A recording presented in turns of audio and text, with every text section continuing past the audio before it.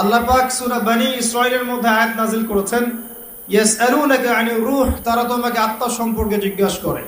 কুলির রূহু মিন আমরি রাব্বি, বলে দাও আত্মা হচ্ছে তোমার রবের আদেশ মাত্র। আল্লাহর আদেশে দেহে এসেছে, আল্লাহর আদেশে বের হয়ে চলে যাবে। কোনো কারণ লাগে? কোনো কারণ লাগে না। একটা মানুষ জীবিত আর একজন লাশ হয়ে পড়ে আছে, উভয়ের মাঝখানে পার্থক্য কি? রূহ। এই মানুষ আমার আপনার মধ্যে এখন রূহ আছে, এর মধ্যে রূহ নাই।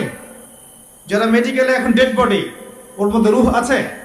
এখন এই রূহ কাকে বলে? দেখতে কেমন, কঠিন না তরল না বায়বীয়, সায়েন্স বলতে পারবে? কোথা থেকে এসেছে, কোথায় চলে যাচ্ছে এবং কার নির্দেশে আসতে যাচ্ছে বলতে পারবে?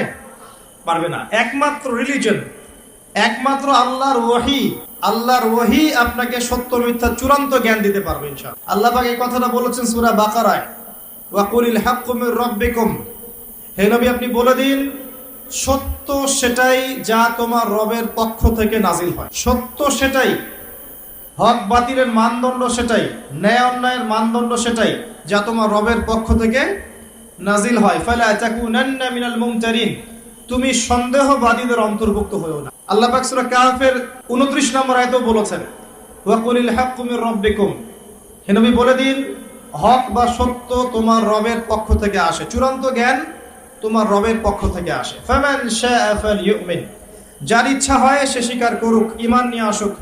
ওয়া মান শাআ ফালইয়াকফুর, যার ইচ্ছা হয় সে অস্বীকার করুক।